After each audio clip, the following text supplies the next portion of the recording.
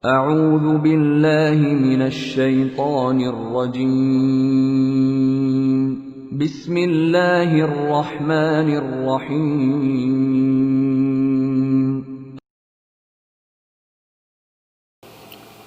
Bismillahirrahmanirrahim. Assalamualaikum warahmatullahi wabarakatuh. Alhamdulillahi rabbil alamin wa bihi nasta'in ala umuri dunya waddin. Wassalatu wassalamu ala sayyidina Muhammadin wa ala alihi wa sahbihi ajma'in wa man tabi'ahum bi ihsan ila yaumiddin. Ayuhat talibat rahimani wa rahimakumullah. Para santriwati yang kami banggakan, marilah kita memanjatkan rasa syukur kehadirat Allah Subhanahu wa taala atas limpahan nikmat yang diberikan kepada kita. Dan semoga dengan bersyukur Allah Subhanahu wa taala senantiasa memberikan nikmat itu ada pada diri kita. Ayuhat thalibat rahimani wa rahimakumullah. Alhamdulillah, pada kesempatan kali ini pembelajaran Al-Hadis memasuki sesi yang ke-15. Dan pada sesi yang akan datang ini atau berikut ini adalah bab baru, yaitu babu al-mashi 'alal khuffain. Bab tentang mengusap dua khuf. Taib ayuhat thalibat rahimani wa rahimakumullah. Ya, sebelum kita mulai, marilah kita mengawali dengan doa belajar.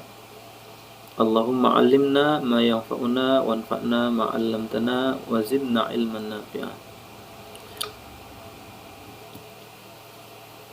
Baik, al-haditsu al-hadi wal 'ishrun, hadis yang ke-21. Anil Mughirati ibni Syu'bah radhiyallahu anhu qala, dari Mughirah bin Syu'bah radhiyallahu anhu, beliau berkata, kuntu ma'an Nabi sallallahu alaihi wasallam fi safarin fa ahwaitu li anzi'a khuffaihi. Aku pernah bersama Nabi Muhammad sallallahu alaihi wasallam pada suatu safar, kemudian aku menjulurkan kedua tanganku untuk melepaskan kedua khufnya. Faqala, kemudian beliau mengatakan, da'huma, tinggalkan keduanya. Maksudnya kedua khufnya itu, biarkan keduanya. Fa inni adkhaltuhuma tahiratain, karena aku memasukkan keduanya dalam keadaan suci. Famasaha alaihima, kemudian beliau mengusap keduanya. Rawal Bukhari wa Muslim. Tsumma gharibul hadis ay al-istibsar, fa ahwaitu li anzi'a. Ahwaitu ya bisa diartikan juga merunduk, ya, yaitu madattu yadi li akhrajihima min rijlaihi li ghaslihima, yaitu aku menjulurkan tanganku untuk mengeluarkan dua khuf dari kaki Nabi Muhammad SAW untuk membasuh keduanya. Al-makna al-ijmali, makna secara global. Kana al-Mughiratu ma'an Nabi sallallahu alaihi wasallam fi ahadi asfarihi. Ya, Mughirah bin Syu'bah pernah bersama Nabi Muhammad SAW pada suatu safarnya.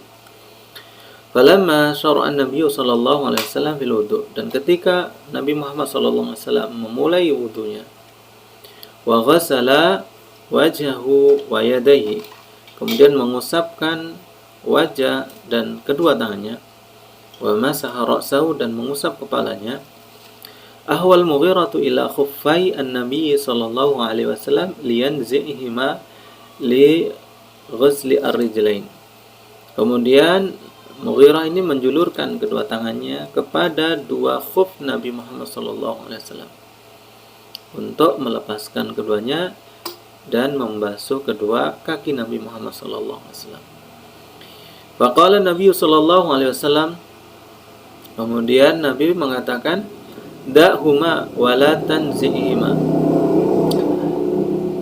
biarkan keduanya dan janganlah kamu lepaskan keduanya. Fa inni adkhaltu rijlayya wa ana ala taharatin, karena aku masukkan kedua kakiku sedang aku dalam keadaan suci.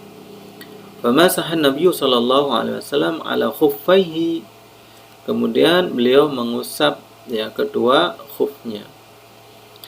badalu ghusli rijlaihi, sebagai ganti dari membasuh kedua kakinya. Nah, kemudian di sini ada tambahan tentang ikhtilaful ulama. Ya, tentang ikhtilaf ini secara garis besarnya para ulama kaum muslimin secara ijma menyepakati akan disyariatkannya mengusap khuf, ya, mengusap khuf. Adapun yang mengingkarinya adalah golongan Syiah. Jadi intinya seperti itu.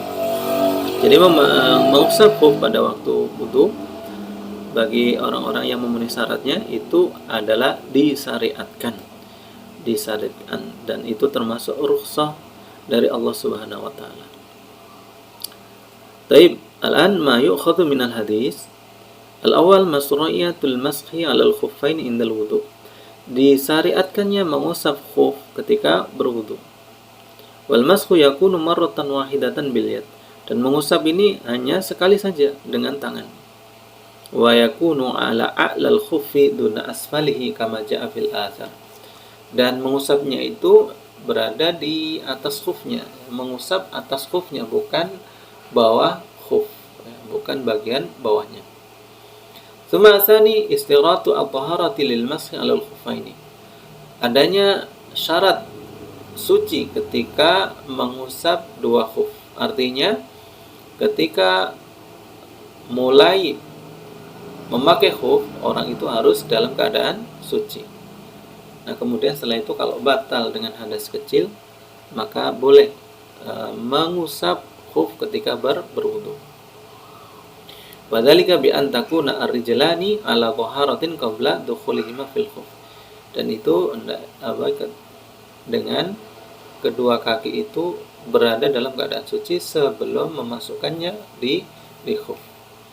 Tsumma salis istihbabu khidmatul ulama wal fudala. Ya, disunahkannya atau disukainya berkhidmah atau membantu para ulama dan orang-orang yang mempunyai keutamaan, sebagaimana para sahabat yang berkhidmah kepada Nabi Muhammad SAW. Kemudian ar-rabi' jaa fi ba'd riwayat hadzal hadis anna dzalika fi ghazwati Tabuk li salatil fajr. Di sebagian riwayat menjelaskan bahwasanya hadis ini datang ketika terjadi perang Tabuk pada waktu salat subuh.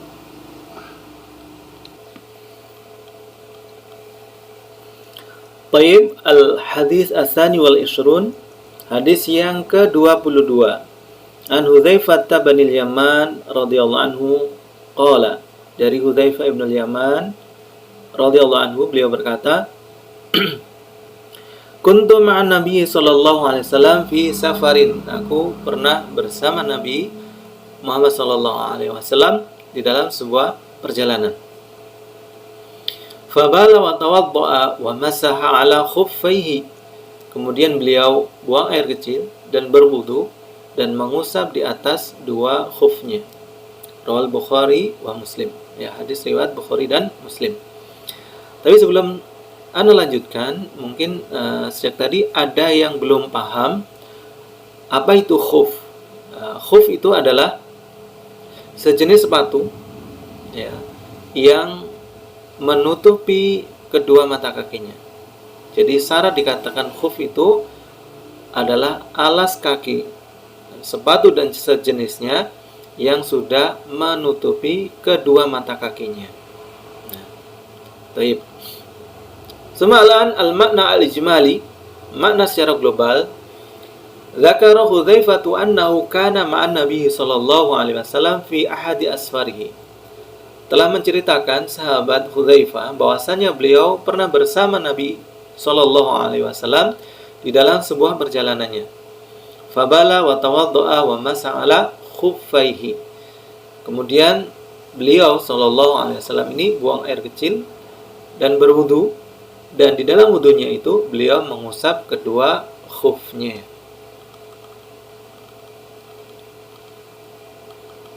Ma yukhadhu minal hadis, fawaidul hadis. Al-awwal masyru'iyatul mashi 'alal khuffaini fi safar. Disyariatkannya mengusap di atas 2 khuf di dalam perjalanan. Dan masanya itu bagi khuf, masa mengusap kedua khuf dan imamah di dalam sebuah perjalanan itu selama 3 hari 3 malam. Nah, masa bagi orang yang mukim itu sehari semalam atau 24 jam, ya dilihat dari permulaannya.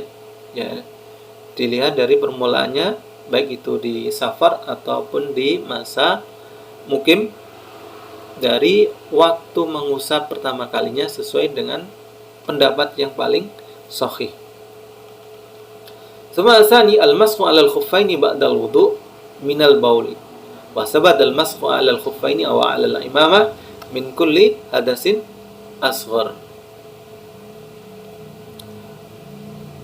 Mengusap di atas 2 khuf setelah wudu karena sebab buang air kecil, dan tetap pula atau ditetapkan juga bolehnya mengusap di atas 2 khuf dan juga imamah karena sebab dari sebab semua hadas kecil, ya sesuai dengan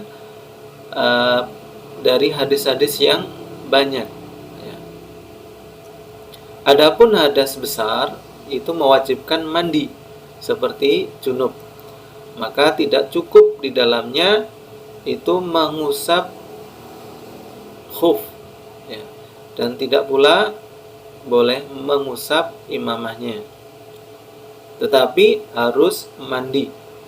Nah, adapun kif, ya, orang yang mengalami luka kemudian diberi kif, ataupun luka yang dibalut, ya, luka yang dibalut karena luka-luka yang parah, maka boleh baginya mengusap di atas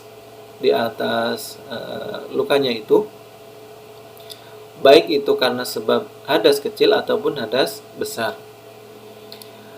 Adapun apabila mengusap itu bisa membahayakannya atau ditakutkan timbul kemadharatan, maka tidak mengusap atau jangan mengusap, tetapi diganti dengan tayamum, ya.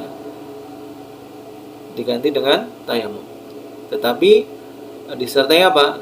Membasuh seluruh anggota tubuh yang sehat. Jadi umpama ketika kita mengalami luka karena kecelakaan, mungkin tangan kita patah, kemudian tangan kita dikif.